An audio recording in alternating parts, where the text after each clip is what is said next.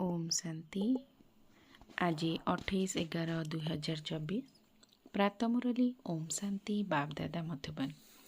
आज महावाक्य बाबा कहले, मिठे बच्चे तुमको एकमात्र बाबांक ठारू ही शुणिबाकु हेबो एवं निजे शुणिबा सहित अन्य माननकु मध्य शुणाइबाकु हेबो। प्रश्न, बाबा तुम माननकु केउ ज्ञान देइछंती जाहाकु अन्य माननकु शुणाइबाकु पड़िबो? उत्तर, बाबा तुम माननकु ज्ञान देइछंती जे तुमे आत्मा माने समस्ते भाई भाई अट। तुमको एकमात्र बाबांक स्मृति रे रहिबाकु हेबो। एही कथा को तुमे माने समस्तंकु शुणाओ, काहेकि तुमको समग्र विश्वर आत्मा भाई मानंकर कल्याण करिबाकु हेबो। तुमे माने ही एही सेवार निमित्त अट। धारणा पाई मुख्य सार, एहिठारे ही सबु हिसाब किताब को चुक्त करी अधा कल्प पाई सुख जमा करिबाकु हेबो। एही पुराना दुनिया सहित वर्तमान आउ मन लगाइबा उचित नुहे। एही आखि द्वारा जहा किछि देखा जाउची सेगुडी को भूली जिबाकु हेबो। माया बहुत शक्तिशाली, तेणु ताठारु सावधान होई रहिबाकु हेबो।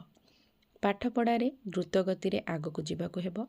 एकमात्र बाबांक ठारु ही शुणिबाकु हेबो एवं तांक ठारु शुणिथिबा ज्ञान अन्य माननकु शुणाइबाकु हेबो।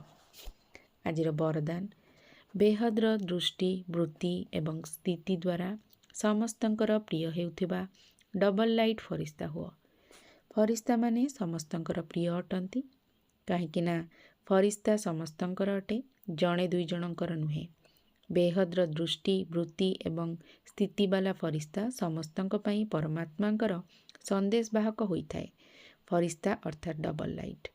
समस्तंकर रिश्ता अर्थात संबंध एकमात्र बाबांक सहित जोड़िबा वाला देह एवं देहर संबंध ठारू स्वतंत्र।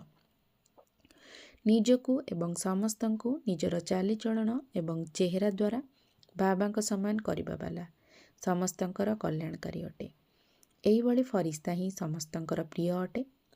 आजिर स्लोगान, जेतेबेले तुम मानकर चेहरा द्वारा बाबांकर चरित्र देखा जिवो सेतेबेले जाई समाप्ति हेबो। ओम शांति।